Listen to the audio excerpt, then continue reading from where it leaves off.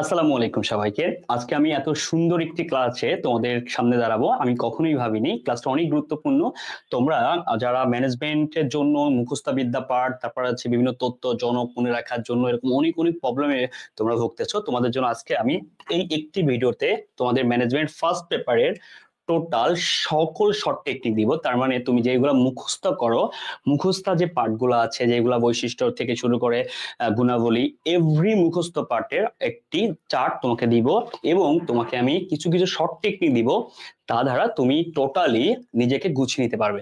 যে কোনো বিশ্ববিদ্যালয়ের জন্য গুরুত্বপূর্ণ। তুমি যে কোনো ইউনিভার্সিটি পরীক্ষা দাও না কেন, তোমার প্রত্যেকটা ইউনিভার্সিটি গুরুত্বপূর্ণ। আর এই ক্লাসটি নিতে আমাদেরকে হেল্প করেছে ঠিক আমাদের এই বোম বইটি, কারণ যে বইটিতে আমার অনেক শর্ট টেকনিক আছে এবং অনেক সুন্দর করে আইটেম গুলো যুক্ত আছে। এবং আমাকে আরেকটা দিয়ে হেল্প করেছে এবং গুচ্ছ লাস্ট প্লেসিং বইটি, কারণ এখানে ম্যানেজমেন্টটাও এখানে কিছু হেল্প করেছে। ঠিক আছে, দুইটা বইয়ের কম্বিনেশনে ম্যানেজমেন্টটা রিকভার করা হয়েছে। দেখো বৈশিষ্ট্য প্রশ্ন আসবে যে কোনটি বৈশিষ্ট্য কোনটি বৈশিষ্ট্য নয়, এরকম প্রশ্ন হবে যে ভাই কোনটি মৌলিক বৈশিষ্ট্য বা কোনটি নয়। যেমন উদ্যোগ গ্রহণ, এগুলো সিম্পল কথা। তাহলে আমি তোমাকে দেখাবো কোনটা ইম্পর্টেন্ট, হ্যাঁ, যেগুলো তো মনে থাকে না। ওকে, পরীক্ষার প্রশ্ন অপশন এটা থাকবে, হ্যাঁ অপশন এটা থাকে যে মৌলিক বৈশিষ্ট্য মধ্যে এটা। মুনাফা অর্জন সবাই জানে তাই এটা দেয় না, ওকে ফাইন। সম্পদ বৃদ্ধি, উপযোগ সৃষ্টি, ওকে এটাও দেয়। এই যে এই জিনিসটা থেকে প্রশ্ন হবে, বলবে কোনটি বৈশিষ্ট্য নয়। হ্যাঁ, এই নমনীয়তা কি করবে, এই অনমনীয়তা বলবে। স্যার আপনি কেমনে জানলেন? আমি প্রশ্ন বিশ্লেষণ করতে করতে করতে করতে এই পর্যন্ত এসেছি, তাই জানি এই অনিয়মতা থাকে। বুঝতে পারছো? খুব গুরুত্বপূর্ণ। তাহলে এই জায়গাটা প্যাচ থাকবে। ওকে, আচ্ছা বৈধ, বৈধ, ওকে বৈধ। তাহলে এখান থেকে প্যাচ থাকবে অবৈধ, মানে একদম লাস্টের গ বা ঘ অপশনে। তাহলে এই যে বৈশিষ্ট্য শব্দ তুমি জানো, কিন্তু বৈশিষ্ট্য নয় থেকে প্রশ্ন হবে বেশি, এইরকম প্যাচটা দিবে। বুঝতে পারছো? এর উপযোগী বলে অউপযোগ সৃষ্টি। ওকে, এইগুলো একটু ভালো করে শুনবা। তার মানে অপশনে আমি যতগুলো প্রশ্ন সলভ করছি এইগুলো পেয়েছি, এইগুলা পেয়েছি, এইগুলা পেয়েছি, ওকে এই ঝুঁকি অনুচ্ছেদ পেয়েছি। তাহলে এই যে এইগুলা স্পেশাল পেয়েছি তোমাকে লিখে দিলাম। আশা করি তোমার এই বৈশিষ্ট্য থেকে আর কোনো সমস্যা হবে না ইনশাল্লাহ। প্রত্যক্ষ সেবার বসে প্রশ্ন আসে যে কোনটি প্রত্যক্ষ সেবার অংশ বা প্রত্যক্ষ অংশ নয়। প্রত্যক্ষ সেবাটা কি আমরা সবাই জানি। প্রশ্ন হবে কোনটি অংশ কোনটি অংশ নয়। মুখস্থ কোশ্চেন, অদৃশ্যমানতা, অবিচ্ছিন্নতা, বৈসাদৃশ্য, পচনশীলতা। এই টপিক গুলা বুঝে পড়ার থেকে মুখস্থ করে ফেলাটা তোমার কি ইম্পর্টেন্ট। বাট তুমি যদি মুখস্থ করতে গেলেও কিভাবে বুঝতে হয়, যেমন কিভাবে সেবা কি দেখা যায় না, ধরা যায় না, ছোঁয়া যায় না, এটা ফিল করা যায় শুধুমাত্র। আর তুমি যেটা ফিল করতে পারো তা কি অদৃশ্যমান যে কথা, তাকে দেখা যায় না, একই কথা। মনে রাখার টেকনিক, তোমার ব্রেন তোমাকে ইনশাল্লাহ মনে রাখা দিবে। অবিচ্ছিন্নতা, ধরো তুমি আমার কাছ থেকে যে শিক্ষাটা শিখছো বা আমি আমার শিক্ষকের কাছে যে শিক্ষাটা শিখছি, এটা চাইলে কি আমি বিচ্ছেদ করতে পারবো? ওকে, পারা যায় না। তাহলে তুমি যে সিম্প্যাথিটা, যে উপকারটা আমার কাছ থেকে পেয়েছো, চাইলে ওটা তুমি কি মুখে বলবো যে স্যারের সাথে কিছুই পাইনি, কিন্তু মনে কিন্তু তোমার আছে, তোমার কাছ থেকে কি পাইছো কি না পাইছো। তুমি খেয়াল করবা এমসিকিউতে আসে। এবং তোমরা যদি ঢাবিতে এক্সাম দাও তাহলে ঢাবি রিটেনও পাওয়া, এবং অন্য ইউনিভার্সিটিতে এমসিকিউ থাকে। আমি তোমাকে পড়ানোর স্টাইলটা বোঝাতে পারছি, কি প্রশ্ন থাকে, কোন দিনও থাকে, কিভাবে মনে রাখবা, আর কিছু কিছু শর্ট টেকনিকও পাওয়া। এবার আসো ভাইয়া, দেওয়া আছে এখানে বিভিন্ন শিল্প, এখান থেকে কিন্তু প্রশ্ন হবে, এটা তোমরা সবাই জানো, আমি তোমাকে মার্ক করে দিব। যেমন কৃষি শিল্পের কথা তোমরা জানো, এখান থেকে প্রশ্ন হবে সব থেকে বেশি। এটা হট, এখান থেকে প্রশ্ন সব থেকে বেশি। এই বিশ্লেষণটা আমি কিছু জায়গায় পেয়েছি, আমি এটাও পেয়েছি কিছু জায়গায়, ওকে ফাইন। আমি সেবাও পেয়েছি কিছু জায়গায়। মোটামুটি যেগুলো দেখাই দিব এখান থেকে প্রশ্ন হবে ইনশাল্লাহ, এর বাইরে যাবে না। প্রথমের মধ্যে কি হাঁস মুরগি আছে, মাছ চাষটা খুব ইম্পর্টেন্ট, কারণ মাছ ধরা বললে এটা ঝামেলা হয়, তোমাকে আমি দেখা দিলাম, এগুলো তুমি পারো। বিশ্লেষণ শিল্প কি জানো, একটি জায়গা থেকে একাধিক হয়, মনে করো একটি জায়গা থেকে একাধিক বের হবে। ঠিক আছে, তা দেখো তো কেরোসিন, পেট্রোল, ডিজেল, এগুলা কিন্তু ভাইয়া তৈরি করে বেরোয় না এক একটা, এগুলো একটা খনি থেকে কি করা হয়, একটা তোমার পদার্থ থেকে বিভিন্ন ভাগে তেলে ভাগ করা হয়। ঠিক আছে ভাইয়া, ওকে। এবং এই জায়গাটা ইম্পর্টেন্ট হচ্ছে এই দুটি অনেকে মনে থাকে না, তো এই দুটি উদাহরণ থেকে প্রশ্ন হয়, কারণ এই দুটি উদাহরণ একটু স্পেশাল আর এইগুলো একটু নর্মাল। বুঝতে পারছো? তাহলে প্রশ্ন এখান থেকে প্যাচটা দিবে। আসো, জৈব শিল্প কি অনেকগুলো মিলে একটা, ইস্পাত, ওকে সিমেন্ট, এগুলো একটু চাপটা দিবে। মানে এই উদাহরণগুলো প্রশ্ন হয়, এই উদাহরণগুলো অনেকে ভুল করে, তাই আমি তোমাকে মার্ক করে দিচ্ছি, ওখান থেকে প্রশ্ন হলে কঠিন হবে এবং ওখান থেকে আসবে। লৌহ ইস্পাত, এটা খুব গুরুত্বপূর্ণ। ঠিক আছে, যদি এক পাশে থাকে, একসাথে থাকে, দেন হচ্ছে কি সংযুক্ত বা কি ভাইয়া এই সম্মিলিত। আর যদি শুধু ইস্পাত, ভেরি ইম্পর্টেন্ট কোশ্চেন, তোমাদের এই জায়গাটা টপ নচ মার্ক করে রাখবা। একসাথে থাকলে কি হবে আর আলাদা থাকলে কি হবে। Okay fine. আর এটা তো জানো সরকার থেকে যেটা পায়, এটা সেবা শিল্প। তাহলে ভাইয়া এই যে তোমাকে 1 2 3 4 5 6টা আইটেম মাত্র দিলাম, বাকিগুলো তুমি পারো, আর 6টা আইটেম থেকে প্যাচ হয় ইনশাল্লাহ, এরপরে আর কোনো ভুল হবে না। এবার আমি যেগুলো মার্ক করবো সবগুলো ইয়ার কোশ্চেনের কোনো না কোনো অংশ। ঠিক আছে, এখানে বলা আছে ভাই, দেখো কি বলা আছে, এইটা ভেরি ভেরি ইম্পর্টেন্ট, আমদানি রপ্তানি কাজে ব্যবহৃত দলিল সমূহ। ঠিক আছে, মানে সুপার ইম্পর্টেন্ট। ঠিক আছে, এটা ভালো করে মাথায় রাখবা। দেখো এখানে বলছে প্রশ্ন হবে নিচে কোনটি আমদানি রপ্তানি বাণিজ্যের দলিল, নিচে কোনটি দলিল নয়। দেখো অনেকগুলো আছে, এখানে এখানে দুইটা আছে, এখানে 1 2 3 4, প্রত্যেকটা থেকে কি প্রশ্ন আসে আমি যা লাইন দেখা দেবো এর বাইরে পড়া লাগবে না, তার মানে তোমার মুখস্থ বিদ্যা কমাই দিচ্ছি আমি। জাহাজে পণ্য বুঝার পর কর্তৃপক্ষ যা বুঝাই করে ভাড়া চুক্তি স্বীকার করে রপ্তানিতে রসিদ প্রদান করে তাকে এটা একটা রসিদ। ওকে আসো, এটি আন্তর্জাতিক বাণিজ্যের মালিকানা দলিল। আচ্ছা, খুব ভেরি ইম্পর্টেন্ট কোশ্চেন। তাহলে ভাইয়া প্রশ্ন হবে যে নিচেই কোনটি আন্তর্জাতিক বাণিজ্যের কি মালিকানা দলিল? অ্যান্সার হচ্ছে বহনপত্র বা চালানি রসিদ। ক্লিয়ার ভাইয়া? ক্লিয়ার। তাহলে এখান থেকে প্রশ্ন হবে, হয়েছে বলে আমি বলছি। তবে আন্তর্জাতিক বাণিজ্যে যদি আকাশ পথে বলে, দেখো আকাশ পথ বলে, আকাশ পথ বললে কি হবে? এটি হবে বিল অফ ল্যান্ডিং, পরিবর্তে বলা হয় এয়ারওয়ে বিল।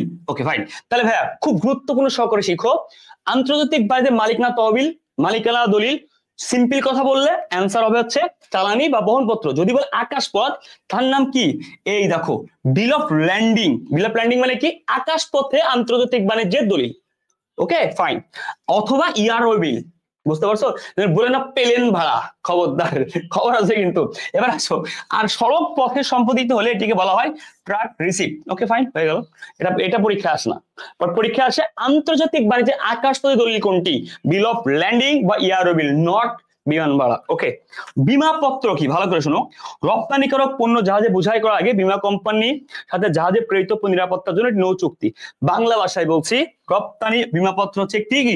নৌ বিমা চুক্তি। ক্লিয়ার? নৌ, একে বিমাপত্র বলা হয়। ক্লিয়ার? তো নৌ বিমা চুক্তি কোন বিমার ক্ষেত্রে, কোন বিমা চুক্তির ক্ষেত্রে ব্যবহার করা হয়? নৌ বিমা চুক্তির ক্ষেত্রে। Okay fine. এবার আসো, খুব গুরুত্বপূর্ণ সহকারে বুঝবা, ভেরি ইম্পর্টেন্ট। বিনিময় বিল কি? বৈদেশিক বাণিজ্য লেনদেনের জন্য রপ্তানিকারক আমদানিকারকের উপর বৈদেশিক বাণিজ্যের কি জন্য? লেনদেনের জন্য ব্যবহার হয়। তো লেনদেন পরিশোধের একটি ব্যবস্থা। তাহলে ভাইয়া প্রথম কথা প্রশ্ন আসবে নিচেই কোনটি বৈদেশিক বাণিজ্যে লেনদেন ক্লিয়ারেন্স দলিল বা লেনদেন কি কমপ্লিট পরিশোধের দলিল? ভাইয়া বিনিময় বিল। ক্লিয়ার? যদি নিচেই কোনটি আন্তর্জাতিক বাণিজ্যের দলিল, আন্তর্জাতিক বাণিজ্য আকাশপথ দলিল? ভাইয়া দেওয়া আছে প্রমাণপত্র, দেওয়া আছে বিনিময় বিল। অ্যান্সার হবে ভাইয়া এই জায়গাটা খিস্তা লাগবে, বুঝতে পারছো? কোনটা কার জন্য, এটা ইম্পর্টেন্ট। আসো, আমদানিকারক দেশের বাণিজ্য দূতের নিকট পেশ করে এবং বাণিজ্যিক দূত তা পরীক্ষা করে। তার মানে ভাইয়া এখানে হচ্ছে এমন একটি দলিল যেটা হচ্ছে বৈদেশিক ক্ষেত্রে যে আমদানি করে দিছো, দেশের বাণিজ্যিক এবং বাণিজ্য দূত পরীক্ষা। তাহলে এক কথা কি হবে? এই বাণিজ্যের ক্ষেত্রে আমদানিকারক এই দেখো সে তার দেশের মানে তার অবস্থিত দেশের বাণিজ্য দূতের কাছে প্রকাশ করবে, সে পরীক্ষা করে একটা সার্টিফিকেট দিবে। তাহলে এখান থেকে এমসিকিউ না আসলেও ডিরেক্টলি বলবে নিচে কোনটি আকাশপথের দলিল। এরকম থাকবে কি জানো? বাণিজ্যিক দূতের দলিল, বিনিময় বিল কি ইয়ারওয়ে বিল, বা বিল অফ ল্যান্ডিং। মানে এই নামগুলা দিবে তোমাকে কনফিউশন করার জন্য। ওকে ডান। তাই তোমাকে আমি বলে দিচ্ছি, পণ্য উৎপাদিত বা প্রবাহ লেখক। দেখো রপ্তানিকারক কর্তৃক প্রেরিত পণ্যের উপরে উৎপাদিত সম্বন্ধে একটি ঘোষণা বা স্থানীয় বণিক সভা সত্যায়িত করতে হবে। এটি আমদানিকারক নিজ দেশে শুল্ক রেহাই পেতে সাহায্য করে। তাহলে বাংলা ভাষা এখান থেকে প্রশ্ন হয় যে আমদানিকারকের শুল্ক ফাঁকি দেয়, হ্যাঁ রেহাই পায়, এই যে এটা, বুঝতে পারছো? ক্লিয়ার? তাহলে এটার কাজ কি? তাহলে ভাই এই জিনিসটার ক্ষেত্রে তোমাকে আমি অনেক কমা দিচ্ছি, পড়াশোনা এটা পড়া লাগবে না। প্রথম কথা এখান থেকে নিচের থেকে দেখো এটার কাজ কি। ওকে, এটার কাজ এই যে ক্লিয়ার, এটার কাজ হচ্ছে এটা। ক্লিয়ার? এই যে কাজ। ক্লিয়ার? Okay fine. আসো, এটার কাজ কি ভাইয়া? তুমি জানো, চালানের কাজও তুমি জানো। বিনিময় বিলের কাজ কি? লেনদেন পরিশোধ ব্যবস্থা। এই টপ নচ গুলা প্রশ্ন আসবে। আসো, খুব মন দিয়ে খেয়াল করো। তাহলে এবার দেখো এইটা কি ভাইয়া? এটার কাজ কি? এই নৌ বিমা চুক্তি। ওকে ভাইয়া, এইটার কাজ কি? এর কাছে এটা হচ্ছে বাণিজ্যিক দলিল। এইবার এই যে আকাশ পথে হয়ে যায় এটা। এখন আসো, এই যে যতগুলা পড়লা কতগুলা, এই দেখো সবাই মন দিয়ে বুঝো, একটা দুইটা, ঠিক আছে ভাইয়া, তিনটা চারটা, ওকে পাঁচটা ছয়টা, এই ছয়টাকে কি বলা হয়? আমদানি রপ্তানি বাণিজ্য ব্যবস্থা দলিল। সবগুলোই আমদানি রপ্তানিতে ব্যবহৃত হয়, কিন্তু এক একজনের কাজ এক একটা। ওকে ভাই, তাহলে আলটিমেটলি প্রত্যেকটাই কি আন্তর্জাতিক বাণিজ্যে ব্যবহার হয়। এক একটা ক্যারেক্টার থেকেও প্রশ্ন হবে, আবার আন্তর্জাতিক বাণিজ্যের ব্যবহার দলিল কোনটি কোনটি নয় সেখান থেকে প্রশ্ন হবে। সবাই কি মাথায় ঢুকছে? তাহলে প্রথম কথা কি? আন্তর্জাতিক বাণিজ্যের দলিল এই বামের সবগুলো, এখান থেকে প্রশ্ন হবে কোনটি আন্তর্জাতিক দলিল কোনটি দলিল নয়। এবার আসো আন্তর্জাতিক বাণিজ্যের, এটা আমি নিজেও ভুল করছিলাম প্রথমবার, আমি যখন অ্যাডমিশন দিয়েছিলাম, আন্তর্জাতিক বাণিজ্যের দলিল কোনটি, সবগুলো থেকে অ্যান্সার হবে। আন্তর্জাতিক মালিকানা দলিল কোনটি? ইয়াস, এই যে এটা আনসার শুধু, ঠিক আছে। প্যাস প্যাস, আন্তর্জাতিক বাণিজ্যের মালিক না দলিল, অনলি এটা। আন্তর্জাতিক বাণিজ্য বা আমদানি রপ্তানি বাণিজ্য দলিল এই নিচের লাইনের সবগুলা। Okay fine. আসলে তাহলে এটা তোমার আলহামদুলিল্লাহ ক্লিয়ার হয়েছে, এই জায়গাটা অনেক বেশি প্যাস, এবং এই টপিকটা যদি কেউ ক্লিয়ার না করতে পারে তার অনেক বেশি প্রবলেম হবে, এখান থেকে কোশ্চেন থাকে। আমি সরি ফর দ্যাট, বেশি সময় নেওয়ার জন্য। আসো ভাইয়া, এরপরে কি আছে? এখানে আরো উপযোগ থেকে প্রশ্ন হয়, উপযোগ থেকে শিকার আছে। আমরা সবাই জানি বি সমান সমান মানে বিজনেস সমান সমান ইন্ডাস্ট্রি প্লাস কি ট্রেড মানে বাণিজ্য। শিল্প হচ্ছে এক ধরনের উপযোগ সৃষ্টি করে, এই দেখো শিল্প একটা উপযোগ সৃষ্টি করে, আর বাণিজ্য কি করে ভাইয়া? 6টা উপযোগ সৃষ্টি করে মোট।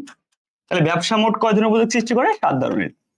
উপযোগ মানে কি দেখো, উৎপাদন বা শিল্প এই যে রূপগত রূপ চেঞ্জ করে, এই প্রত্যেকটা এক একটা কি কে কোন ধরনের উপযোগ সৃষ্টি করে বা কে কোন ধরনের বাধা দূর করে, একই কথা। তাহলে ভাই উপযোগ সৃষ্টি করা যে কথা অথবা বাধা সৃষ্টি করা, ওকে একই কথা, বুঝতে পারছো? ক্লিয়ার ভাইয়া? তাহলে এই যে এই ধর বাধা দূর করা একই কথা, ঠিক আছে। তাহলে আলটিমেটলি প্রশ্ন আসবে এভাবে, গুদামজাতকরণ কি করে? রূপগত উপযোগ না ভাইয়া, কালগত নাকি বা সময়গত, একই। ওকে, কারণ কাল আর সময় একই।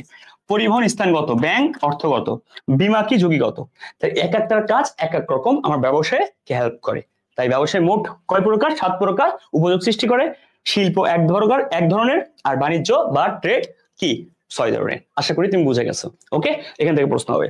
দেন ভাই দেখো পরিবেশ, দ্বিতীয়তে আমরা চলে আসছি। দেখো পরিবেশ থেকে সব থেকে ইম্পর্টেন্ট হচ্ছে আইনগত থেকে মোস্ট ইম্পর্টেন্ট, তোমরা মুখস্থ কিচ্ছু করা লাগবে না। আইন মানে কি ভাই? একটা রুলস বোঝায়। তার অর্থনৈতিক মানে টেকা বোঝায়। হ্যাঁ, আমাদের কি বুঝি? টাকা। দেখো তো ভাইয়া খুব মন দিয়ে বুঝবা, মানব সম্পদ এটা সব থেকে বেশি পরীক্ষা আসে। ওকে, সব থেকে বেশি পরীক্ষা, সুনাম সব থেকে বেশি পরীক্ষা আসে। ক্লিয়ার? কেন? মানব সম্পদ কি? মানুষের অ্যাসেট। ওকে, মানব মানব সংখ্যা এটা আলাদা। মানব সংখ্যা মানে কি? জাস্ট সামাজিক পরিবেশ। ওকে, মানব সম্পদ বা টাকা পয়সা বোঝায়, দ্যাটস মিন কি? অর্থনৈতিক পরিবেশ। সুনাম ভাইয়া, সুনাম তো ভাইয়া সমাজের সুনাম নো ভাইয়া।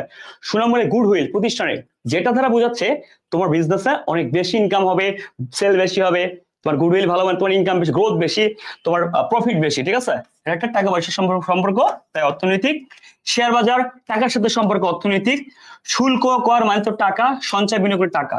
ভাই তুই কি মুখস্থ করলি? কোনো কিছুই মুখস্থ না, সব টেকনিকের পড়াশোনা, সব টাকা। ওকে, প্রাথমিক শিল্প ভাইয়া, পথে প্রাথমিক পথে শিল্প। তাহলে প্রাথমিক শিল্প কি? এখানে বলতে পারে ভাইয়া প্রাকৃতিক, কোনটা দিবি ভাইয়া? এটাও তো আমার দেশের একটা ঐতিহ্য। ওকে, আমার দেশের কি করবে? বাইরের দেশ থেকে টাকা আনবে, ডলার ইনকাম করবে, এটা দ্বারা কি আমরা বিজনেস করতে পারবো। দ্যাটস মিন অর্থনৈতিক, দেশের অর্থনীতিতে অনেক ভূমিকা রাখতেছে। ওকে ডান, তাহলে অর্থনৈতিক পরিবেশ ডান। এবার আসো, তাহলে এবার দেখো ভাই আইন গেল। সামাজিক দেখো জনসংখ্যা। ওকে ফাইন, কি ভাই? জনসংখ্যা সমাজের একটা অংশ। ধর্মীয় বিশ্বাস এগুলো তোমরা জানো, এখান থেকে প্রশ্ন হবে। এবার আসো সুনাম সুখ্যাতি যশ। হ্যাঁ, এখানে একটা কথা আছে, শুধু সুনাম মানে কি? Very important question. আমি কেন এগুলো তোমাকে আলোচনা করছি আসলে বুঝছো। সুনাম ও সুখ্যাতি ও যশ এটা এক কথা। তাহলে এই যে সুনাম, ব্যবসায় সুনাম, তাহলে শুধু সুনাম মানে কি? শুধু সুনাম মানে বিজনেসের সুনাম, গুডউইল। আর ব্যবসায়ের সুনাম মানে তো বলা আছে। সুনাম ও সুখ্যাতি মানে কি? মানে ব্যাপারটা প্রশংসা, আমি একটা ভালো কাজ করছি, আমার যশ আছে, আমার খ্যাতি আছে, আমার মর্যাদা আছে, টেকা বোঝায় না ভাই। শুধু সুনাম মানে গুডউইল কে বোঝায়। Okay fine. প্রতিষ্ঠানের নৈতিকতা, মূল্যবোধ এটা স্বাভাবিক। দেশের সুনাম, আচ্ছা দেশের সুনাম কি টাকায় বিক্রি হয় ভাই? তোমার নিজের সুনাম যদি থাকে, দেশ একটা মা না, তার জন্য সুনাম থাকবে। সেও তো একটা কি পার্সন না, কিন্তু কি ভ্যারি করে ওরকম একটা ইমেজ ক্রিয়েট করে, দ্যাটস মিন এর সুনাম থাকে। এটা সামাজিক পরিবেশ। এইটা পড়বা, সুনাম সুখ্যাতি আর জনসংখ্যা, বাকিগুলো তুমি অটো পারবা। আর এগুলো প্রত্যেকটা জিনিস কি টাকার সাথে জড়িত না। আসো ভাইয়া রাজনৈতিক পরিবেশ কি? দেখো এইটা সব থেকে ইম্পর্টেন্ট, অনেক স্টুডেন্ট ভুল করে, সার্বভৌমত্ব। ওকে, রাজনৈতিক পরিবেশের মধ্যে পড়ে। অনেকে এটাকে সামাজিক দেয়, না ভাইয়া রাজনৈতিক হবে, ঠিক আছে। দ্বিপাক্ষিক চুক্তি, আন্তর্জাতিক সম্পর্ক ভাইয়া, রাজনৈতিক বলতে বৈদেশিক বোঝায়। ওকে, তো সেখানে সর্বোত্তম মানে কি? সব দেশে কি সমানভাবে ভোগ করবে, ধরো এই নদীটা, হ্যাঁ সবাই সমান, সবার যার যার স্বতন্ত্র বৈশিষ্ট্য বজায় রাখবে। দ্বিপাক্ষিক চুক্তি, ওকে ভাইয়া, দুই দেশের মধ্যে দ্বিপাক্ষিক চুক্তি বোঝায়। ওকে, সমুদ্র সীমা, জানো তুমি সমুদ্র কিন্তু দুই দেশের মধ্যে পড়ছে, ভাগ হয়। হ্যাঁ, তোমরা একটু দেখো, আমরা একটু এরকম। এই যে রাজনৈতিক পরিবেশ মানে বৈদেশিক রাজনীতিকে বোঝায়। ওকে, এখান থেকে সবথেকে ইম্পর্টেন্ট এটা, এবং সব থেকে ইম্পর্টেন্ট এটা। ভালো করে এটা নোট করে রাখবা, এবং এটা থেকে প্রশ্ন হবে। আইন ভাই সবগুলোর সাথে আইন আইন ভাব আছে, হয়ে গেল। আইন আছে আইন আছে আইন আছে, এটা পড়া লাগে না। তাহলে এর বাইরে ইনশাল্লাহ কোশ্চেন যাবে না। তাহলে কোশ্চেন আসবে এখান থেকে, আসবে এখান থেকে, দুটো থেকে একটা আসতে পারে ইনশাল্লাহ, অথবা এই দুটো থেকে এই তিনটা থেকে একটা আসতে পারে উদাহরণ, অথবা এখান থেকে এই দুটো থেকে একটা আসতে পারে, শেষ। হয়ে গেল ইনশাল্লাহ। এখান থেকে এমসিকিউ পড়বে। আসো, মুখস্থ ইনশাল্লাহ করা লাগবে না যদি তুমি আমার ক্লাসটা মন দিয়ে দেখো। এক তালিকার অসুবিধা, ভেরি ইম্পর্টেন্ট কোশ্চেন। যদি পরীক্ষা আসে এক অসুবিধা মানে কি খারাপ, যেমন মালিক কি টাকা অল্প, হ্যাঁ অসুবিধা হয়, এটাও অসুবিধা, ওকে সীমিত আয়তন অসুবিধা। কিন্তু পরীক্ষার প্রবলেমটা কি হয়, প্রবলেম আমি কেন দিলাম, মনে কর সব থেকে বড় যদি বলে সব থেকে বড় অসুবিধা কোনটি, তখন এটা আছে এটা আছে এটা আছে এটা আছে, এটা দেওয়া সব থেকে বড়। সব থেকে বড় অসুবিধা হচ্ছে অসীম দায়। ক্লিয়ার, মাথায় রাখবা। Okay fine. আসো দেখো তো ভাইয়া, এই প্রত্যেকটা আইটেম সিম্পল, এটাও সিম্পল, আয়তন তো ছোট স্বাভাবিক, পৃথক সভা স্বাভাবিক, অন্য কোনো সত্তা নেই। মালিকের স্বেচ্ছাচারিতা, হ্যাঁ অবশ্যই, এটা ভেরি ইম্পর্টেন্ট। মালিকের স্বেচ্ছাচারিতা মানে মালিক চাইলে অফ করতে পারে দোকান, চাইলে অন করতে পারে, ওর উপর ডিপেন্ড করে। এটা একটা অসুবিধা, কিন্তু মালিকের ভালো লাগছে না করবে, বুঝতে পারো। কিন্তু মালিকের পার্সোনালি কি একটা ফ্যাসিলিটি, কিন্তু প্রতিষ্ঠানের জন্য কি এটা ভালো। প্রতিষ্ঠানের জন্য কি, প্রতিষ্ঠানে তো মালিক আসতেছে না, প্রতিষ্ঠানের ইনকাম গ্রোথ হচ্ছে না, নিট প্রফিট হবে না, তাহলে এইটা এই ব্যবসায়ের গ্রোথের জন্য একটি কি বাধা হয়ে দাঁড়ায়। ঠিক আছে ভাইয়া, ওকে, এটা একটু ভেরি ভেরি ইম্পর্টেন্ট। হ্যাঁ ওকে, আসো তাহলে এটা তোমরা ভালো করে দেখবে, এটা পরীক্ষায় আসে। এক মালিকানার ক্ষেত্রে যেইগুলো আমি জায়গায় দিব ভেবে নিবা, ওইগুলোতে এমসিকিউ ঝামেলা করে। দেখো অংশীদারি দলিলে উল্লেখ না থাকলে এক মালিকানা তেমন নতুন কিছু আছে আর জানা নেই, উপযুক্ত ক্ষেত্রগুলো দেখবা। চুক্তির আবর্তমানে যে কথা, চুক্তি না থাকলে সে কথা। ওকে, কি কি হবে, লাভ ক্ষতি সমান হারে হবে, আমরা সবাই জানি। মূলধন, অতিরিক্ত মূলধন উত্তোলন, সুদ ধরা যাবে না। ভালো করে শুনো, মূলধনের সুদ চুক্তিতে বলা নেই, ধরা যাবে না। অতিরিক্ত মূলধনের সুদ চুক্তিতে বলা নাই, মানে ধরা যাবে না। উত্তরের সুদ ধরা যাবে না, কিন্তু ঋণের সুদ ধরা যাবে 6%। কিন্তু মনে রাখবা, উত্তোলনের ক্ষেত্রে যদি মাসের কথা বলে তাহলে 6 মাস না বললেও। আবার বলছি, উত্তোলনের সুদ ধরা যাবে না, কিন্তু সুদের পার্সেন্টেজ আছে। আই রিপিট, উত্তোলনের সুদের কি আছে, পার্সেন্টেজ আছে, কিন্তু কয় মাস বলেনি, তখন 6 মাস ধরা যাবে। ওকে, আর ঋণের সুদের কথাই বলা নেই, পার্সেন্টেজ নাই, তাও 6% ধরতে হবে। আশা করি তুমি বুঝে গেছো আর কি। হ্যাঁ ওকে ফাইন। এবার আসো, এখানে বলছে নিবন্ধন না করলে, এখান থেকে প্রশ্ন হবে এমসিকিউ, যেমন নিবন্ধন না করলে কি হয়। মুখস্থ বিদ্যার টাইপ গুলাই কিন্তু আমি তোমাকে কি করাচ্ছি, তোমাকে টেকনিক্যালি এবং দাগাই দিচ্ছি, তোমাকে সহজ করে দিচ্ছি। তো নিবন্ধন না করলে কি হবে, অপর কোন অংশীদার বিরুদ্ধে মামলা, তাহলে এক কথায় মামলা করতে পারবে না। তৃতীয় পক্ষের বিরুদ্ধে মামলা, ভাই এই সব মুখস্থা করবি না, ঠিক আছে।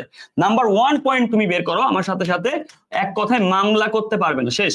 তাই মুখস্থা কি করবে, এত মামলা করতে পারবে না, শেষ। এই দুটার থেকে পাইলাম, কোন তৃতীয় পক্ষ প্রতিষ্ঠান বা অন্য কোনো বিরুদ্ধে আদায়ের জন্য মামলা করলে অনিবন্ধিত হলে তার অর্থ আদায়ের জন্য মামলা করতে পারবে না। এটাও পাইলাম কি, মামলা করতে পারে, এখানে 3টা পাইলাম। তাহলে কে বলছে মুখস্থ করা লাগে, 100 টাকার বেশি পাওয়া, ইয়েস। তাহলে 100 টাকার বেশি টাকার ক্ষেত্রে বললে 100 টাকার বেশির জন্য সে মামলা করতে পারবে না। তাহলে ভাইয়া কে বলেছে এটা কঠিন, তাহলে নিবন্ধন না করা হলে কি হবে, অসুবিধা হবে, সে মামলা করতে পারবে না কোনো, এক কথায় দুই কথায় 100 টাকার বেশি মামলা করতে পারবে না, সে চাইলে 99 টাকা মামলা করতে পারবে, তো মামলা খরচ এর থেকে বেশি। তাহলে এই মামলা কি হয়, অন্য কোনো অংশের চুক্তি ভঙ্গন করলে, কেউ তোমার মুনাফা কম দিলে, ঠিক আছে, বা কোন তৃতীয় পক্ষ প্রতিষ্ঠান আইন ভঙ্গ করলে, ভাই একদম মামলা করতে পারবি না তুই, এরকমই হবে, কারণ এর বাইরে উদাহরণ থাকে না, ঠিক আছে। আর হচ্ছে ওদিকে কি 100 টাকার বেশি দিতে পারবি না, শেষ। ওকে আসো, দেন হচ্ছে বলেছে অংশীদার প্রকারভেদ, ভেরি ইম্পর্টেন্ট, এত পড়া লাগবে না, যা দাগা দিব তা ইনশাল্লাহ ইনশাল্লাহ। সাধারণ অংশীদার ও সবকিছু তো ইয়েস, তার মানে কি 3টা জিনিস খেয়াল রাখি, মূলধন, বিনিয়োগ, লাভ ক্ষতি আর পরিচালনা। তার মানে ভাইয়া ও বিনিয়োগ করে, লাভ ক্ষতি নাই, আর পরিচালনা অংশগ্রহণ করে, 3টা কাজে ইয়াস, 3টা কাজে ইয়াস, তার নাম সাধারণ, মানে সবকিছু ইয়াস। নাম মাত্র কি, এটা পরে আসছি। কর্মী, কর্মী কি জানিস, মূলধন দেয় না, তাহলে মূলধন দেয় না কিন্তু শ্রম দেয়, তার মানে কর্মী কি করে, মূলধন দেয় না কিন্তু শ্রম দেয়। আর বাকি 2টা কাজে ইয়াস, পরিচালনা অংশগ্রহণ করবে, লাভ ক্ষতি নিবে। তাহলে দেখতো কত টেকনিক্যালি পড়া যায় কিনা।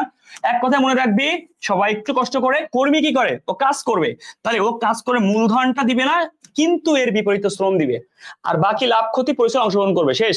সংজ্ঞাও শেষ। এখান থেকে 3টা বৈশিষ্ট্য শিখলাম, ওখান থেকে প্রশ্ন হবে। সীমিত মানে কি, দায়টা সীমিত, এক কথায় তার দায়টা সীমিত মানে অল্প, ঠিক আছে। তাহলে কি বুঝলি, দায় মানে কি, লোকসান। ওকে, তাহলে সীমিত মানে দায় সীমিত। এবার যার দায় সীমিত সে কি ব্যবসা পরিচালনায় অংশগ্রহণ করতে পারে, পারবে না, কারণ ও তো কি কাজ করবে না ঠিক মতো, কারণ ও জানে লস হলে আমার এই পর্যন্তই। তার মানে কি, পরিচালনা অংশগ্রহণ করতে পারবে না, পরিচালনা অংশগ্রহণ করতে পারবে না, লিখে নিতে পারো। ওকে, কিন্তু লাভ ক্ষতি অবশ্যই নেবে। ওকে ভাইয়া, ঠিক আছে। তার মানে ভাইয়া তুমি শিখে গেলা সীমিত অংশীদার কি করতে পারবে, কি করতে পারবে না। তোমার এমসিকিউ পানির মতো ক্লিয়ার হবে, বৈশিষ্ট্য ক্লিয়ার থাকলে। হ্যাঁ, নিষ্ক্রিয় বা ঘুমান্ত, আচ্ছা যে ব্যক্তি ঘুমায় ও কি ব্যবসা পরিচালনা করতে পারে না, তাহলে ঘুমার কথা মনে পড়লে পরিচালনা অংশগ্রহণ করতে পারে না, তাহলে লাভ ক্ষতি পরিচালনা অংশগ্রহণ করতে পারে না। কিন্তু সে কি মূলধন দেবে না, অবশ্যই দেবে। সে কি লাভ ক্ষতি নিবে না, অবশ্যই নিবে। ডান হয়ে গেল।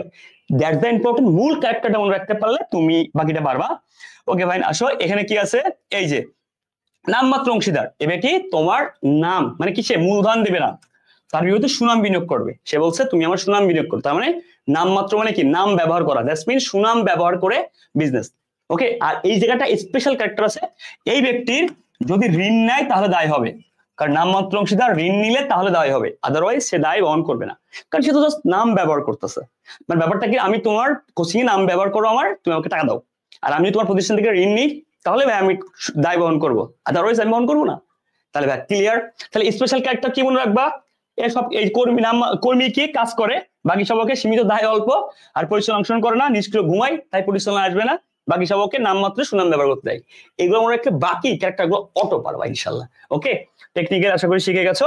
দেন কি আছে, নাবালক নতুন অংশীদার অবশ্যই মজা ওঠে, একটা টেকনিক। তাহলে এটা দ্বারা কি বুঝবো, তাহলে নাবালক কেন মজা ওঠে, কারণ নাবালক চিন্তা করে যদি প্রতিষ্ঠান থেকে একজন চলে যায়, নতুন কোন অংশীদার অবসর পাই, তাহলে সে হাসবে, ইয়ে আমি এখন নাবালক, কিন্তু আমি পরিচালনা অংশগ্রহণ করতে পারবো, সরি ব্যবসা আসতে পারবো, এই জন্য। তো নাবালক মানে 30, নতুন অংশীদার মানে 31, অবসরে মজা ওঠে মানে 32। দ্যাটস মিন কি, নাবালক সম্পর্কে 30 ধারায়, এবং নাবালক চুক্তি করতে পারবেন 1872 সালে, চুক্তি 11 ধারায়, নতুন অংশীদার গ্রহণ 31 ধারায়, অবসর বা মজা ওঠে মানে অবসর গ্রহণ অংশীদারের সম্পর্কে বলা আছে 32 ধারায়। এই ধারা 3টা ইম্পর্টেন্ট। ওকে, আসো দেন বলেছে কে কে অংশীদার হতে পারবে না, অযোগ্য। মনে রাখবা শর্ট টেকনিকটা, বিমার দেনা পাওনা, বিমার দেনা পাওনা প্রসার কর। ওকে, দেনা পাওনা প্রসার কর। ওকে, তো এই শর্ট টেকনিক মানে কি, বিমার দেনা পাওনা প্রসার কর শেষ, বিদেশি রাষ্ট্রদূত, মানসিক প্রতিবন্ধী, ওকে ফাইন, দেউলিয়া ব্যক্তি, নাবালক, পাগল, অজ্ঞান ব্যক্তি, নাফারমান, তারপর হচ্ছে কোনো প্রতিষ্ঠান, সরকার, আর কি করে কর কর্তৃপক্ষ, আছে না সবগুলো, দেখো তো ভাইয়া সবগুলো আছে কিনা, আছে, নাবালক আছে, প্রতিষ্ঠান আছে, ওকে, মানুষের প্রতিবন্ধী আছে, পথে পাগল আছে, দেউলিয়া আছে, বিদেশি রাষ্ট্রদূত আছে, ওকে, বিদেশি রাষ্ট্রদূত আছে, দেখো অজ্ঞান ব্যক্তি আছে, অতি অজ্ঞান, এই বিদেশি শত্রু রাষ্ট্র একই, সরকারি কর্মচারী, 200 সরকারি কর্মচারী, বুঝছো? এই যে একটা টেকনিকে তুমি সব পারলে, সেটা কি হতে পারে না, তোমার কোনোভাবেই তোমার ব্যবসার অংশ হতে পারবে না, বুঝতে পারছো? ওকে ফাইন, এবার আসো ভাইয়া আরো কিছু দেখো, অংশীদার হওয়ার জন্য অযোগ্য ব্যক্তি ও প্রতিষ্ঠান, তাহলে আরো কিছু স্পেশাল ক্যারেক্টার দেখি আমরা, তোমার দুটাই কাজে লাগবে ইনশাআল্লাহ। কোন ব্যক্তি বা প্রতিষ্ঠান হচ্ছে অংশী সদস্য হতে পারে বা হতে পারে না। আচ্ছা দেখো, এইবার দেখো, অন্য কোন অংশীদারি ব্যবসায়, মনে করো একটা অংশীদারি ব্যবসায় শেষ আছে তোমার ব্যবসার একটা অংশীদার হবে, সে কি পারবে? ইম্পসিবল। অন্য কোনো বিজনেস, আমি কোনো ব্যক্তিকে নিব কিনা তাই সন্দেহ, আমি পুরো ব্যবসাটা নিব, এই ভাই অন্য ব্যবসায়ের অংশীদার। আচ্ছা, অন্য ব্যবসায় একটা ব্যক্তি, ভাই একজন ব্যক্তি 3-4টা বিজনেস করতে পারে, কোনো ব্যাপার না, হতে পারে, তাহলে অন্য ব্যবসায়ের অংশীদার। ইলন মাস্ক কি একাধিক ব্যবসায় আছে না, কিন্তু ইলন মাস্কের স্পেস কি অন্য জায়গার অংশীদার হতে পারবে না, ইলন মাস্ক পারবে, বুঝতে পারছো? কারণ ইলন মাস্কের স্পেস কোম্পানি হলে পারবে, তখন কি হোল্ডিং সাবসিডির ব্যাপার আছে, বাট অংশীদার পারবে না। অন্য কোন কোম্পানি, ভাই কোম্পানি ওই কি বলে, সাধারণ শেয়ার হোল্ডার, হ্যাঁ পারবে। সাধারণ শেয়ার হোল্ডার ব্যক্তি কারা বোঝায়? পার্সন। সাধারণ শেয়ার হোল্ডার মানে কি, কোন পার্সনকে বোঝায়, সেই ব্যক্তি কোন প্রতিষ্ঠানের বা কোনো কোম্পানির শেয়ার হোল্ডার, সে চাইলে হতে পারবেন, ন্যাচারাল। অগ্রাধিকার শেয়ার হোল্ডার পারে না, কেন জানো? এরা লাইক ঋণের মতো, মানে এই ব্যক্তি তো বুঝতেই পারছো, অগ্রাধিকার শেয়ার হোল্ডার কারা, যারা নির্দিষ্ট পরিমাণে কি নেয়, কি নাই ভাইয়া, নির্দিষ্ট পরিমাণে শেয়ার নেয়, সরি লাভ্যাংশ নাই। তাহলে এরা একটু কিপটা এবং ভয় পায়, যার কারণে কিন্তু রিস্ক কম নিতে চায়। এখন আমারে বলো, যেই ব্যক্তি রিস্ক কম নিবে, লাভ সবার আগে নিবে, তুমি কি ওর অংশীদার হিসেবে নিবা? বলে হে 100% চালাক। সাধারণ শেয়ার হোল্ডার কি, ও ব্যক্তি ওপেন, ও লস চলে নিবে, লাভ পরে নিবে, তাই ওকে মানুষ কি বলবে, ভাই তুই আয়, কারণ তুই তো এর বিজনেস করস, রিস্ক নিতে পারোস, তুই সবার শেষে মুনাফা নিস, তোর মন ভালো, তুই রিস্ক নিতে জানোস, তুই প্রতিষ্ঠানে আগে লাভ করাবে, এই জন্য ওকে অংশীদার হিসেবে নিবে, বুঝছো? ওকে ডান, সবই টেকনিক্যাল খেলা।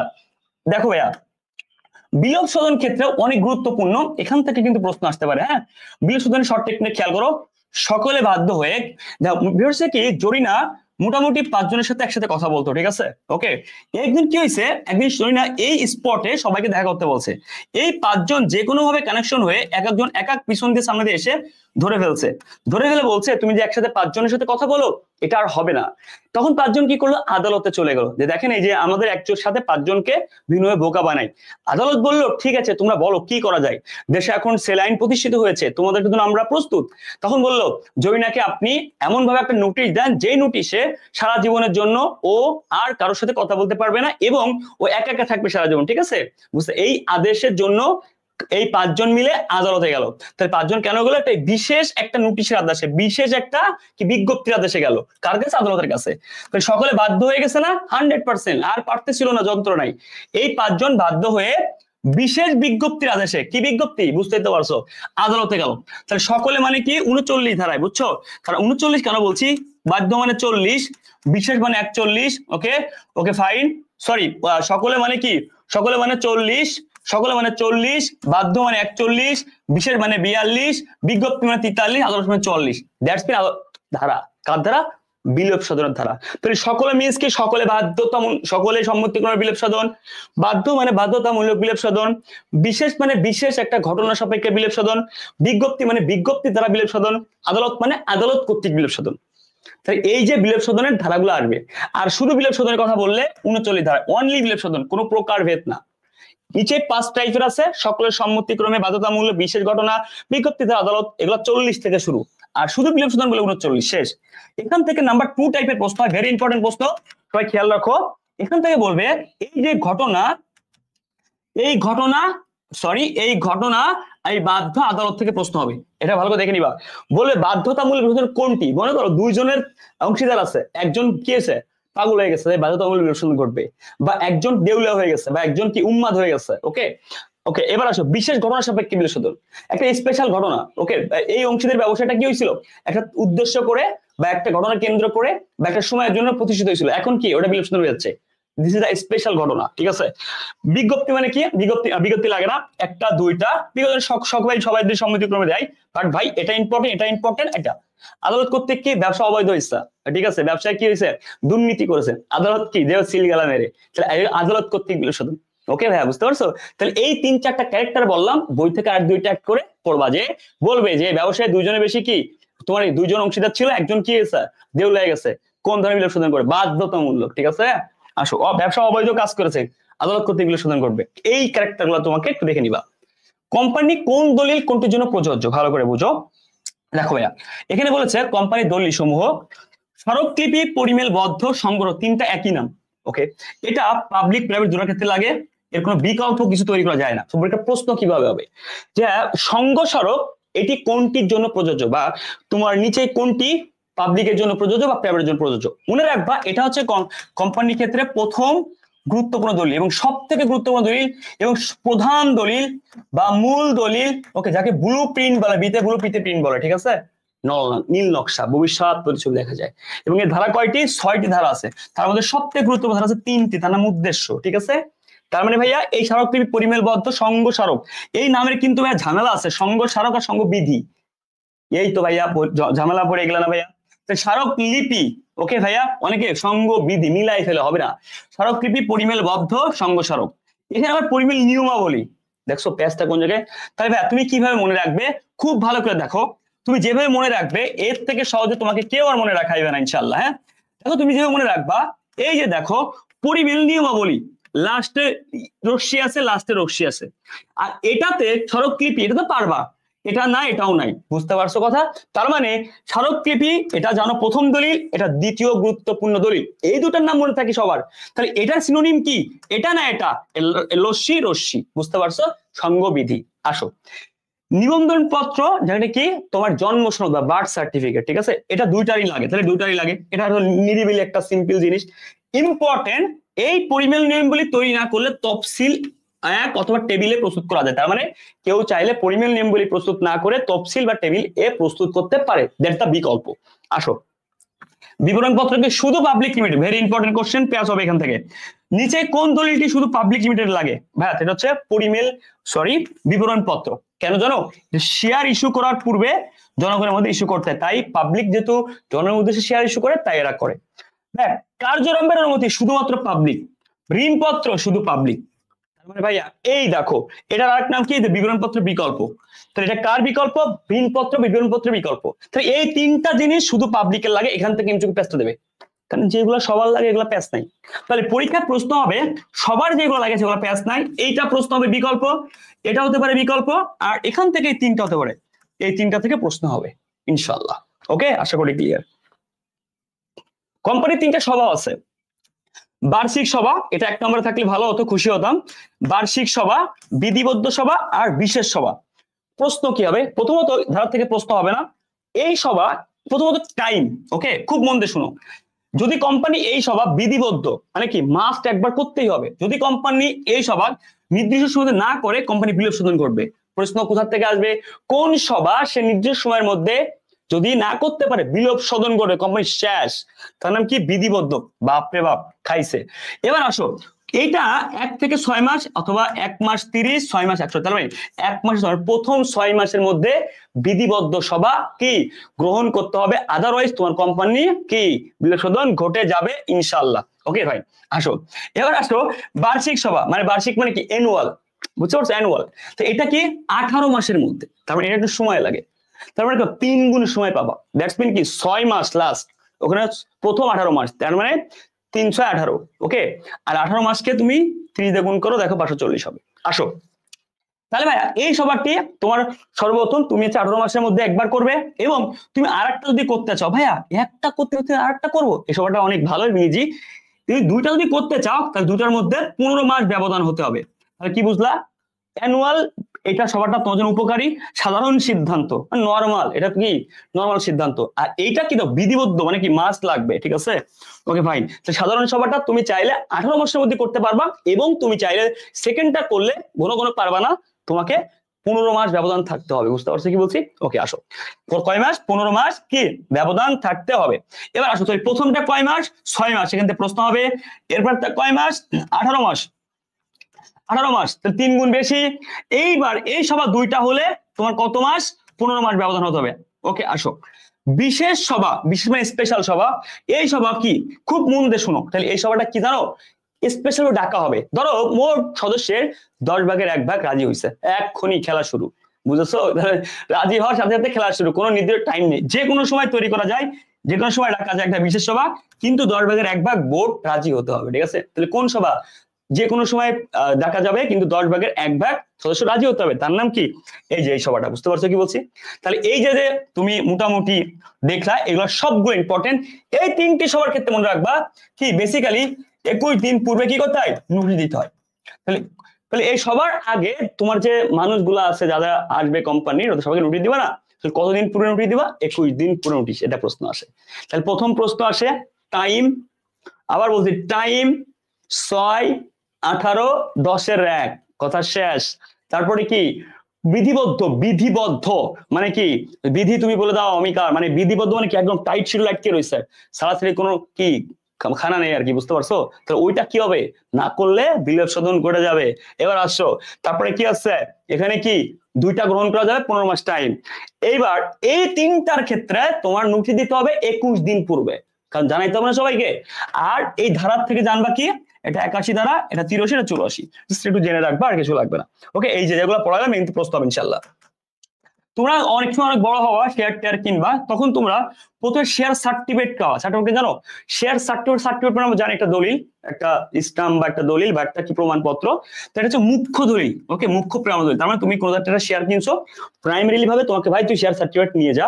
ওকে ফাইন, তোমার নামে কিন্তু রেজিস্ট্রেশন হয়নি, জাস্ট সার্টিফিকেটটা দিয়েছে, এটা মুখ্য দলিল মানে কি প্রাইমারি দলিল। ওকে ফাইন, আসো শেয়ার ওয়ারেন্ট কি? খেয়াল হচ্ছে তুমি যখন পূর্ণ মূল্য পরিশোধ করবা, ভালো করে শুনো, প্রাইভেট লিমিটেড কোম্পানি পারে না, আর শেয়ার যখন পূর্ণ মূল্য, মানে তুমি এখন ধরো 50% টাকা দিছো, বাকি 50% পরে দিছো, তোমার নামে ওয়ারেন্ট হয়ে গেছে, মানে তুমি কি টাকা দিয়ে ফেলাইছো। বলে না আসামি যদি 1 বার 2 বার 3 বার সে যদি থানায় না যায়, ওয়ারেন্ট হয়ে যায়, তুমি কি করেছো?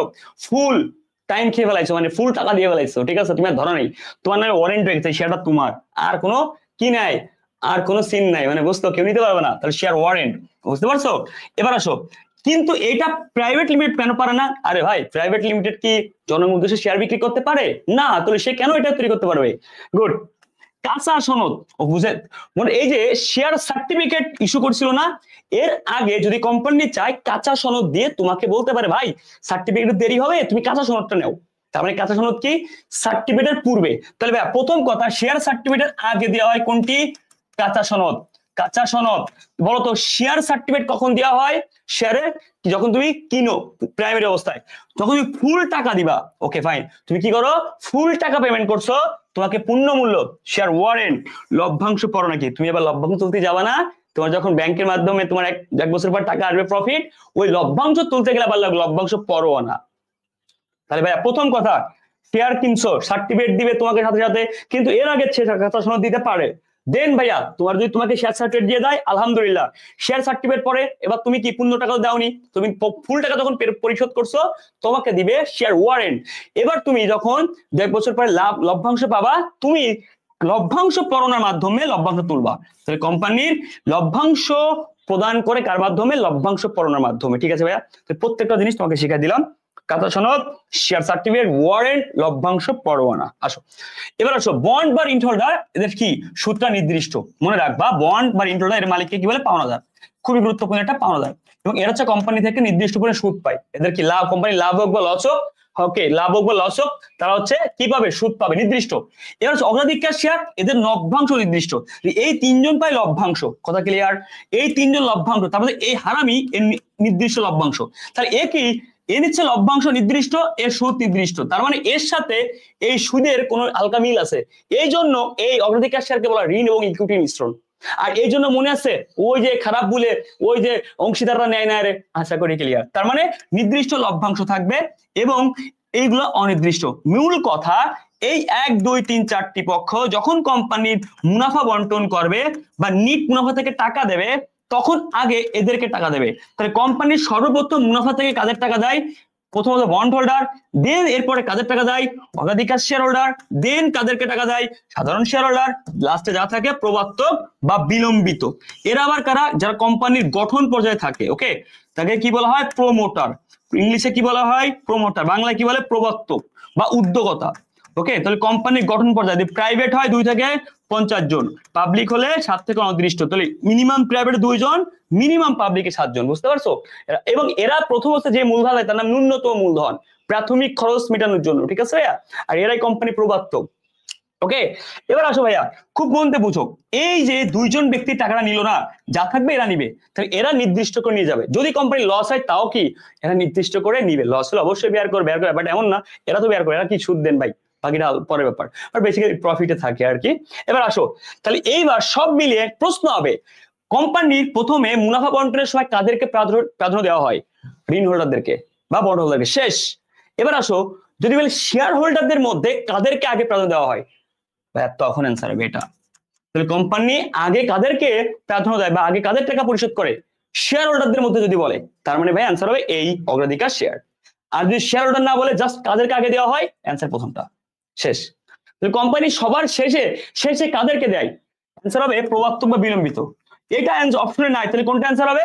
সবার শেষে সাধারণ শেয়ার। বেসিক্যালি প্রবর্তক বা বিলম্বিত অনেকে চোখে পড়ে না, তাই তোমাকে ভালো করে শিখাই দিলাম এখানে। ওকে ভাইয়া, আসো এবার আসো, কোম্পানি এখানে কি আছে? সমবায় সমিতি। ওকে, তো সমবায় সমিতিটা অনেক ইম্পর্টেন্ট, এর নৈতিকতা মানে সরি এর মুখস্থ বিদ্যা থেকে প্রশ্ন আসে। ওকে, সো আমরা একটু রেস্ট দিব, আবার ক্লাস করবো ইনশাল্লাহ।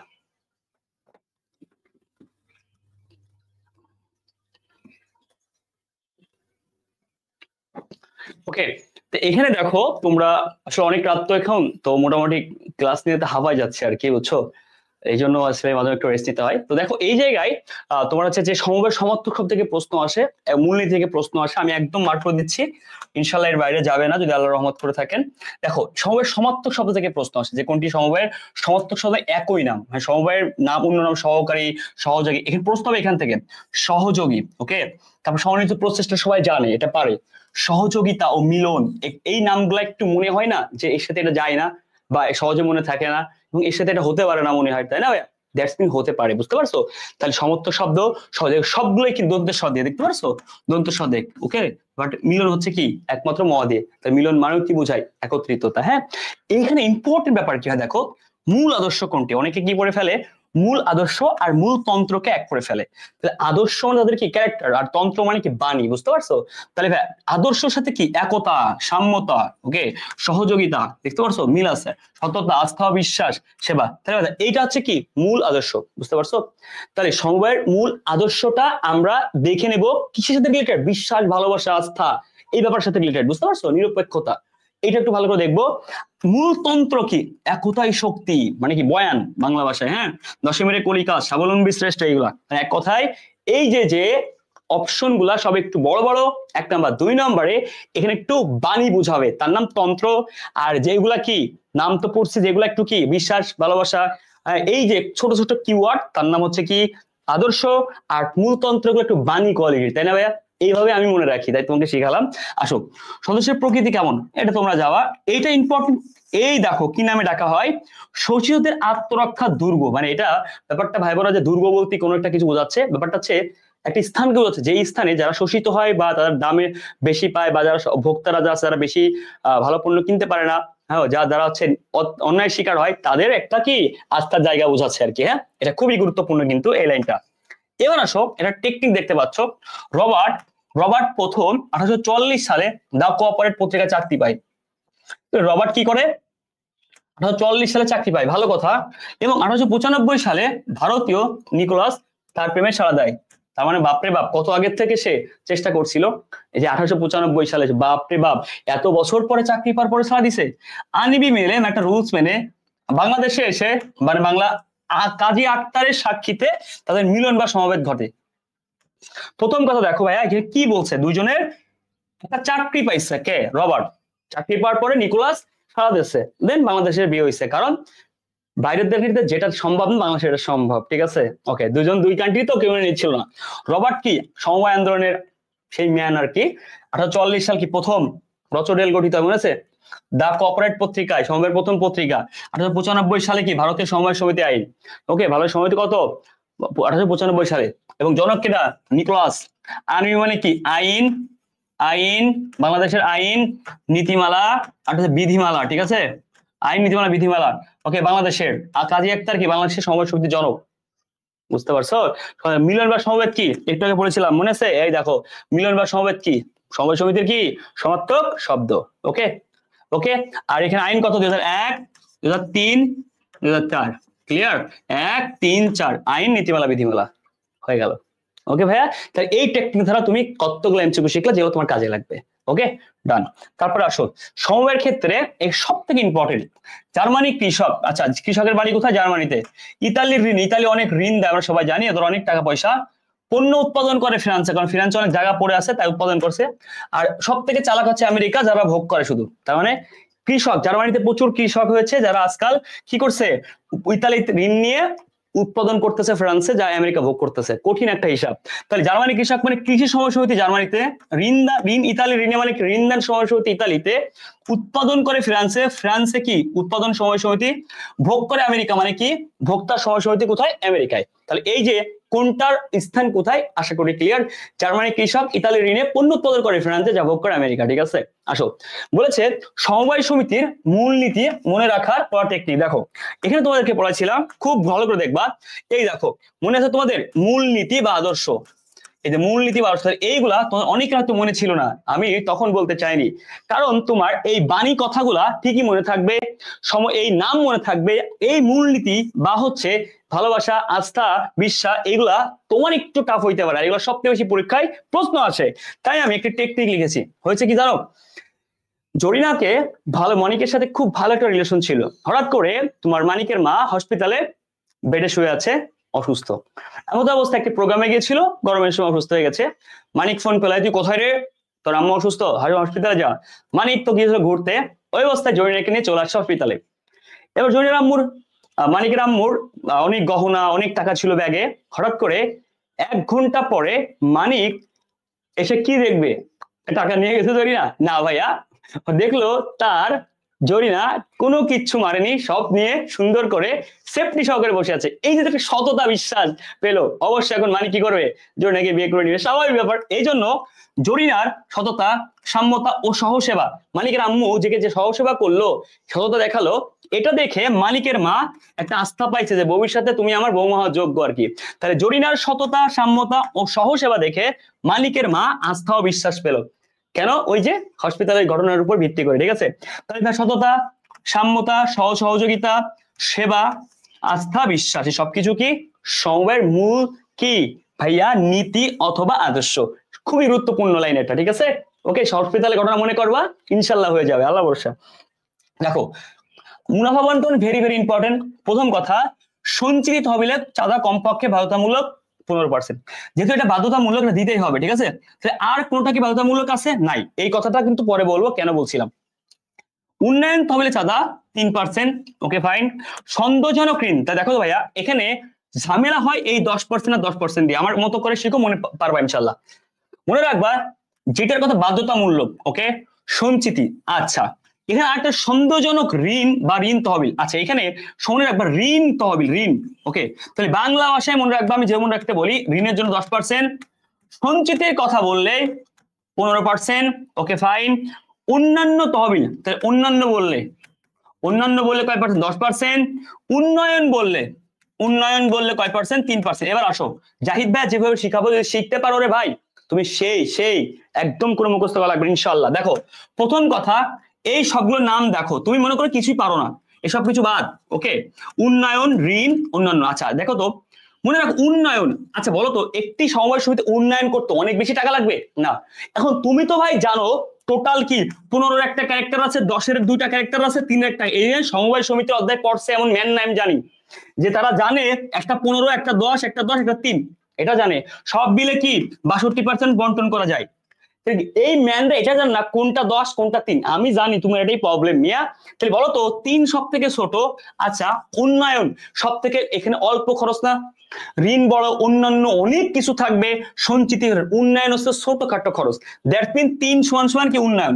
প্রথম কথা ক্লিয়ার, 3% মানে ছোট খরচ। এখন আসো সঞ্চিতি মানে কি? যেখানে জমা রাখতে হবে। তাহলে জমা রাখা বাধ্যতামূলক। তাহলে ভাই আবার বোঝো, জমা রাখা কি বাধ্যতামূলক না?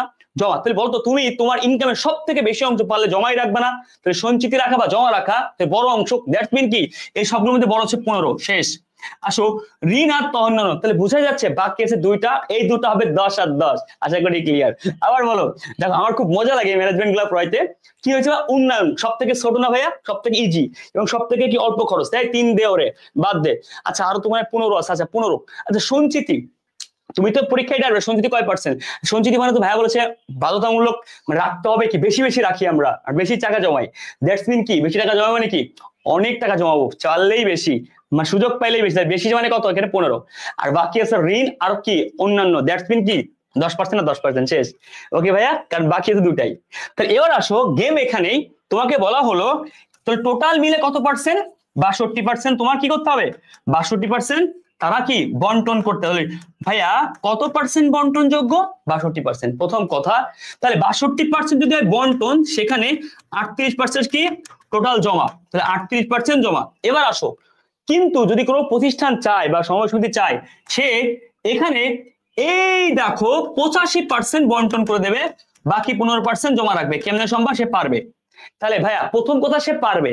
তাহলে যদি বলে সমবায় সমিতি সর্বোচ্চ কত পার্সেন্ট বন্টন করতে পারবে, সর্বোচ্চ কত পার্সেন্ট বন্টন, নাম্বার 1 কোশ্চেন। সর্বোচ্চ বন্টন 85%।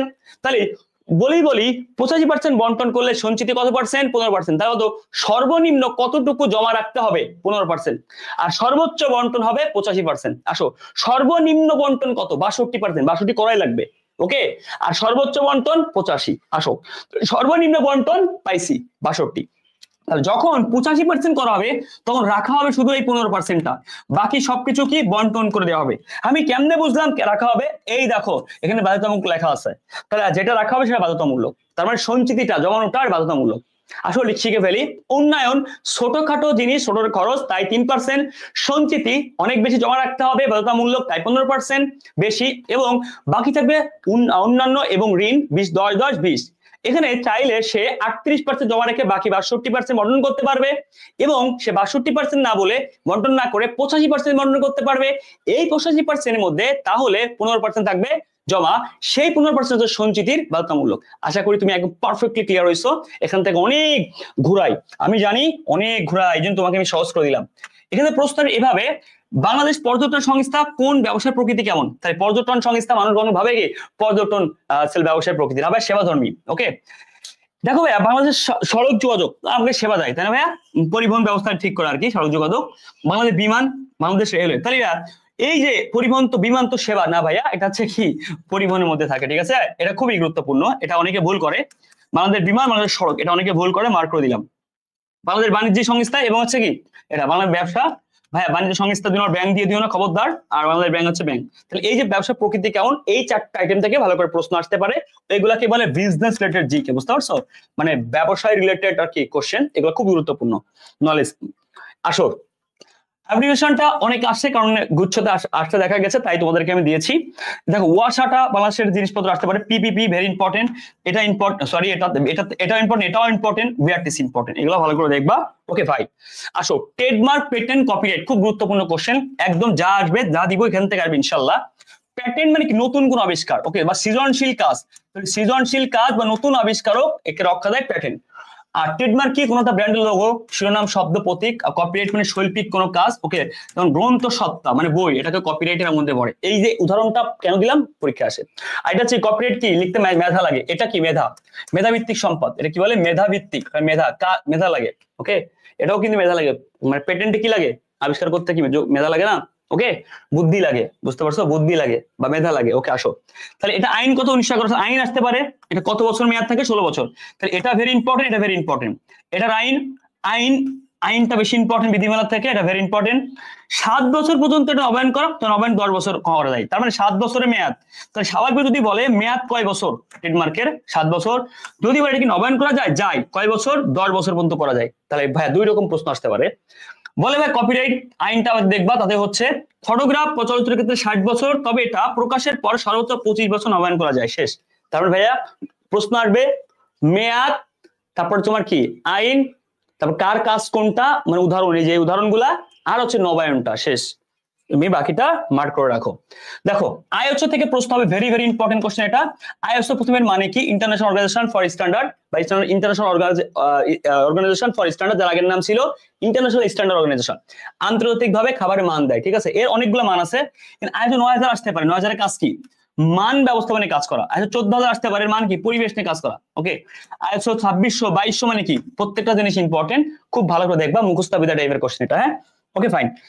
এবার আসবে সারভুক্ত দেশগুলো মনে ডেকে নিপা এমবিবিএস ডাক্তার, যার সাথে কি তোমাদের ভবিষ্যৎ কি দেখা হবে ইনশাল্লাহ, নাকি ভবিষ্যৎ কাজ দেখা হবে, তা কার না বলি, নিপা এমবিবিএস ডাক্তার, হ্যাঁ। তাহলে এমবিবিএস নিপা, এই যে এই শর্ট টেকনিক, এগুলো তো তোমার জিকে রিলেটেড কোশ্চেন বলেছিলাম না, তো এগুলো আমার অনেক জিকে বইটাই ঘেটে, তারপর অনেক কিছু থেকে কালেক্ট করতেছে টেকনিক গুলা, কষ্ট করছে আর কি তোমাদের জন্য। যাই হোক, এক নজর বিভিন্ন আন্তর্জাতিক ব্যবসায় জোট, ভেরি ইম্পর্টেন্ট, এটা থেকে সব পড়া লাগবে, আমি যা দেখা দিব তাই পড়বো ইনশাল্লাহ, হ্যাঁ।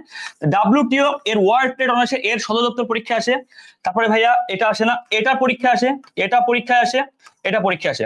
সব থেকে যদি বলো আরো শর্ট করে দিতে ভাইয়া, তাহলে পরীক্ষায় এটা ভালো করে দেখবা আর এটা ভালো করে দেখবা, ঠিক আছে ভাইয়া। এই দুটো সব থেকে বেশি ইম্পর্টেন্ট, এখান থেকে সার্ক দেখবা, এশিয়ান দেখবা, তারপর হচ্ছে এই যে এটা দেখবা, ঠিক আছে, ইউ, ওকে ভাইয়া, ক্লিয়ার। এই যে এইগুলো টাইপের প্রশ্নগুলো একটু বেশি আসবে যদি বিজনেস রিলেটেড জিকে যে কোশ্চেনগুলো হয় রিসেন্টলি, এগুলো যদি এই বছরে দেয়, বুঝতে পারছো, বা দিবে আমার কাছে মনে হচ্ছে।